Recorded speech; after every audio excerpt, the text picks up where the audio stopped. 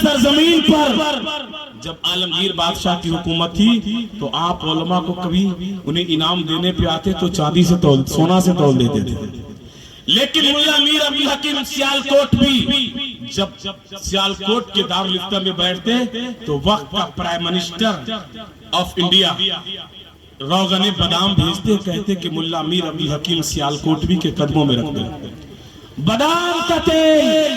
آج لوگ امام سے دور بھاگتے ہیں، امام صاحب آ رہے ہیں، رمضان میں ایسے بھاگتا جیسے لوگ شیر کو دیکھ کے بھاگتا ہے۔ اللہ نے دیا، اللہ کا وعدہ، اللہ کی راہ میں ایک دو گے تو اللہ اس کے بدلے میں 10 عطا فرمائے گا، اور رمضان میں تو 70 گنا عطا فرمائے گا۔ زور سے سبحان اللہ بولیے۔ حضرت عالمگیر نے روغن بادام بھیجا، جب ایک ہفتہ ہو جاتا تو اس سے منگواتے، اور جب شاہی دسترخوان لگتا تو اس پر اس کو رکھتے اور کھانے والوں سے کہتے کہ اس تیل کو پہلے پیو۔ لوگ پوچھتے حضور یہ کیا ہے؟ تو جواب دیتے کہ اس میں کسی اور کا قدم نہیں پڑا ہے، وقت کے نائب رسول کا قدم ہے۔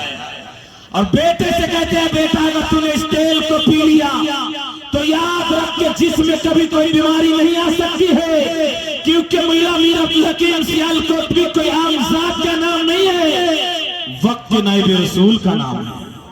تو علماء سے محبت کریں، اور جب علماء سے آپ محبت کریں گے تو کامیاب ہو جائیں گے۔ ایک حدیث اور سن لیں، اصلاح معاشرہ کانفرنس، لاسٹ حدیث، اس کے بعد میں اپنی جگہ لوں گا۔ میں نہیں چاہتا کہ یہ شورا بیٹھے ہو میں تقریر کروں، آپ کا بھی مجاز ہے کہ میں ان حضرات سے آپ سماعت کریں۔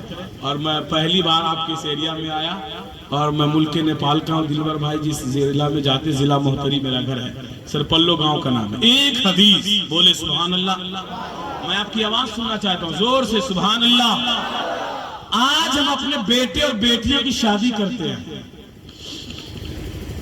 ہیں نا، اور اس میں ہم کیش ڈیمانڈ لیتے ہیں، سنا جا ڈیمانڈ، پیسے لیتے ہیں،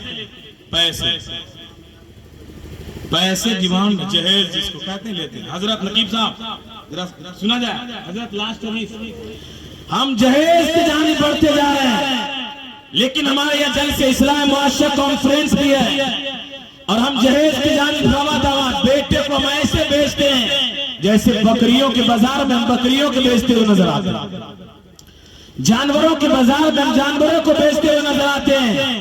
لیکن آؤ ذرا صحابہ کی زندگی کو سامنے رکھتے ہیں، کیا صحابہ نے بھی لیا؟ نبی پاک صلی اللہ تعالیٰ علیہ وسلم کی بارگاہ میں صحابہ آتے اور عرض کرتے یا رسول اللہ مجھے نکاح کی ضرورت ہے، اور مصطفیٰ جان رحمت اس کے استطاعت کے مطابق نکاح کرا دیتے ہیں۔ ارے زور سے، بخاری شریف جلد ثانی کتاب النکاح میں بے شمار حدیث پاک ہے، لیکن ایک حدیث پڑھوں گا۔ حضرت ربیعہ اسلمی ہے، غریبی کا دور دورہ ہے، غریبی کا دور دورہ ہے۔ صحابہ حضرت ربیعہ اسلمی نبی کی بارگاہ میں آئی، یا رسول اللہ میں نکاح کرنا چاہتا ہوں۔ نبی پاک صلی اللہ تعالیٰ علیہ وسلم نے حضرت ربیعہ اسلمی کو مدینہ کے کسی رئیس کے دروازے پہ بھیجا۔ آپ گئے دروازے پہ، دستک دی، آواز آئی کون؟ کہا میں ربیعہ اسلمی کا بات کیا؟ کہا میں شادی کا پیغام لے کر آیا آپ کی بیٹی سے۔ تو خوش ہو گئے کہ نبی نے پیغام بھیجا ہے میری بیٹی ام المؤمنین بن جائے گی۔ لیکن پوچھا کہ کون ہے، کس کے لیے؟ کہا کہ مجھے سرکار نے بھیجا، میں اپنے لیے آیا ہوں۔ تو بیٹی کا باپ سوچنے لگا کہ میں امیر ہوں، ہر دور میں امیری اور غریبی کا نشہ چڑھا رہتا ہے، جو امیر ہوتا غریب کو کچھ سمجھتا نہیں۔ لیکن سنو اسلام میں اعلیٰ حضرت نے کیا کہا؟ ایک ہی صف میں کھڑے ہو گئے محمود و ایاز، نہ رہا کوئی بندہ نہ کوئی بندہ نواز، ہم سب برابر ہیں۔ رب کی بارگاہ میں سب سے بہتر وہ ہے جو زیادہ متقی، جو زیادہ تقوی شعار ہے، جو زیادہ تلاوت گزار ہے۔ لیکن حضرت ربیعہ اسلمی نے کیا کہا؟ آیا نہیں ہو، مصطفیٰ جان رحمت نے بھیج دیا ہے، بیٹی کا باپ ہے، گھر کے اندر گئے ہیں۔ لیکن وہ بیٹی آج کی بیٹیوں کی طرح نہیں تھی جس کی آقا سوشل میڈیا پہ کبھی فیس بک پہ ہو، کبھی میسنجر پہ ہو، کبھی ایمو پہ ہو، کبھی ٹویٹر پہ گزرتا ہو۔ وہ بیٹی قرآن کریم کی تلاوت کر رہی تھی، اپنے باپ سے کہتی ہے اے میرے باپ ہم نے سب کچھ سن لیا ہے، آپ یہ نہ دیکھیں آنے والا غریب ہے، آپ یہ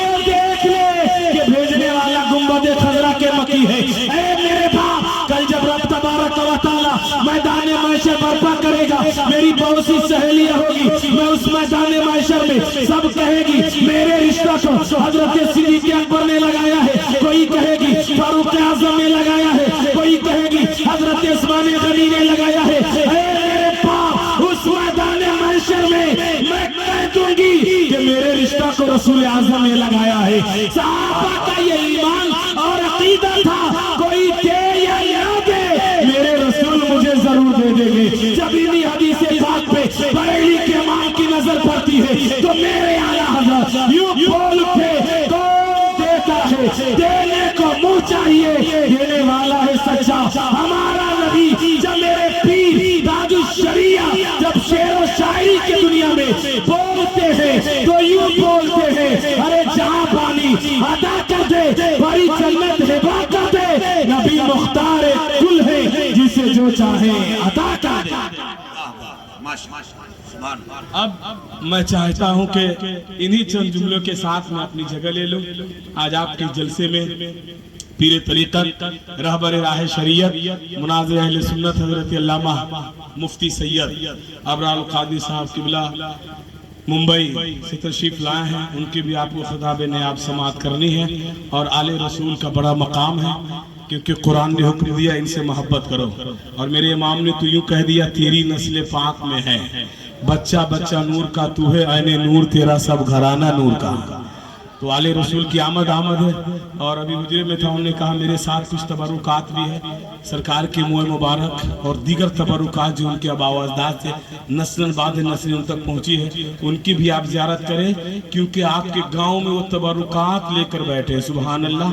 حضرت ابوبکر صدیق رضی اللہ تعالیٰ عنہ نے نبی کی بارگاہ میں ایک عرض کیا، یا رسول اللہ، میں راحت میں نے قرآن پڑھنے کی آواز تو سنا، لیکن پڑھنے والا مجھے نظر نہیں آ رہا تھا۔ تو اللہ کے رسول صلی اللہ تعالیٰ علیہ وسلم نے کیا فرمایا کہ ابوبکر صدیق کیا تو نے گھر میں کسی چیز کو سجا کے رکھا ہے؟ تو حضرت ابوبکر صدیق نے فرمایا نہیں یا رسول اللہ، میں نے آپ کے بال مبارک کے ٹکڑے کو شیشی میں پیک کر کے رکھ دیا ہے۔ تو نبی نے فرمایا اسی کے ارد گرد تو فرشتے قرآن کریم کی تلاوت کر رہے ہیں۔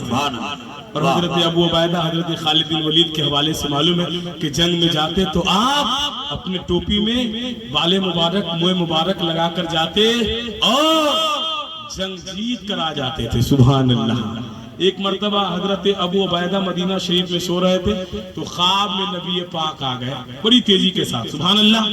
جب اس کی آپ زیارت کریں گے تو میں 2 منٹ حضرت ابو عبیدہ سو رہے تھے مدینہ شریف میں، جنگ میں خالد بن ولید ہے، تو نبی نے فرمایا اللہ کا شیر وہاں پریشان ہے اور آپ سو رہے ہیں۔ تو حضرت ابو عبیدہ نے اعلان کروایا کہ خالد بن ولید جنگ میں پریشان ہے۔ مدینہ کے لوگ جانے لگے تو حضرت خالد بن ولید کی بیوی نقام میں تھی اور وہ گھر کی تلاش لی۔ آج بڑے بڑے مکان ہیں نقیب صاحب، حضرت آج ہمارے پاس 4 کمرے 5 کمرے کا مکان ہے، لیکن حضرت شاہ انقلاب دلبر شاہی صاحب قبلہ سے پوچھیں کہ نبی پاک کا حجرہ عائشہ کتنا بڑا؟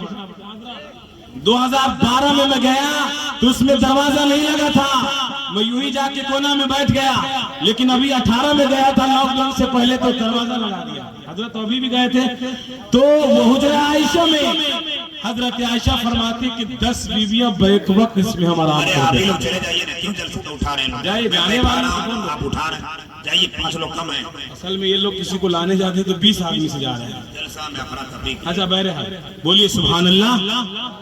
حضرت ابو عبیدہ کی بیوی گھر کی تلاشی لی اور دیکھا کہ میرا شوہر تو وہ ٹوپی بھول کر گئے ہیں جنگ میں جس میں نبی کا منہ مبارک لگا ہوا۔ اب وہ ٹوپی لی، نقاب میں تھی، گئی جیسے جنگ میں گئی آگے آگے بڑھ رہی تھی، کفار مشرکین پیچھے پیچھے بھاگ رہا تھا۔ حضرت خالد بن ولید نے دیکھا یہ نقاب میں کون ہے، کہا تم کون ہو؟ تو نقاب چہرے سے نقاب کو ہٹایا تو دیکھا یہ میری بیوی ہے۔ کہا تیرے ڈر سے کفار و مشرکین کیوں بھاگ رہا ہے؟ تو کہا میرے پاس وہ ٹوپی ہے جس میں آپ نے سرکار کا منہ مبارک لگا کے رکھا ہے۔ سرکار کا منہ مبارک لگا کے رکھا، وہ منہ مبارک بھی حضرت کے پاس ہے اور انشاءاللہ ہم بھی زیارت کر لیں گے اور سرکار کے منہ مبارک چوم لیں۔ آہا کیا بات ہے، جس نے سرکار کے منہ مبارک کو چوما گویا کہ اسے نبی کے سر کو چوم لیا ہے۔ سبحان اللہ۔ تو وقت قلت دامنگیر ہے اور میں یہ نہیں چاہتا کہ زیادہ بولوں شورا حضرات کی موجودگی میں، لیکن دلور بھائی بہت بڑے شاعر ہے ہندوستان کا، یہ اعلیٰ حضرت کا کلام میں قیام گاہ میں بھی کہہ رہا تھا، ایسے سجا کر پیش کرتے ہیں رضا کی تھالی میں کہ رونگٹے کھڑے ہو جاتے ہیں۔ اعلیٰ حضرت کلام، اور کلام کی بات نہیں کر رہا، پڑھتے اچھا ہے، بہت اچھا نہیں، لیکن کلام اعلیٰ حضرت اتنی فل انرجی سے پڑھتے ہیں، میں بھی سنوں گا انشاءاللہ، اور اللہ تعالیٰ سلامت ہے کہ شورا کو، کیونکہ مسلک اعلیٰ حضرت کی آبیاری یہ لوگ بھی کرتے ہیں شعر و شاعری کی دنیا میں، کیونکہ یہ نبی کی نعت پڑھتے، گانے نہیں گا رہے ہیں، اور نبی کے مداحوں کا بڑا مقام ہے۔ ایک آدمی تھا دلو رام کا جو اسلام نہیں قبول کیا تھا، لیکن شورا کے ساتھ رات میں نعت خوانی کی محفل میں شریک ہوتا تھا۔ جب وہ انتقال کر گیا تو ان کے گھر کے لوگوں نے جلانے کی بڑی کوشش کی، انتقال کر گیا، اس کے جلایا جاتا تو دیکھا شکر ڈال کر آگ لگا رہا، آگ لگ کے لکڑیاں جل جا رہی لیکن جسم نہیں جل رہا۔ لوگوں نے کہا کہ یہ کیا بات ہے، ان کے گھر کے لوگوں سے پوچھا گیا تو جواب ملا کہ یہ رات میں نعت پڑھنے والوں کے ساتھ رات گزارتے تھے۔ تو جو ایمان نہیں لایا، قرآن نہیں پڑھا، کلمہ مصطفیٰ جان رحمت کا نہیں پڑھا ہے، لیکن نعت کی محفلوں میں شرکت حاصل کرتا تھا، مر گیا، دنیا کی آگ جلا نہیں رہی ہے لاکھ کوشش کرنے کے بعد، لیکن یہ وہ لوگ ہیں جنہوں نے عہد کر لیا ہے آخری سانس تک کے پڑھوں گا تو مصطفیٰ جان رحمت پہ نعت رسول پڑھتا ہوا نظر آؤں گا۔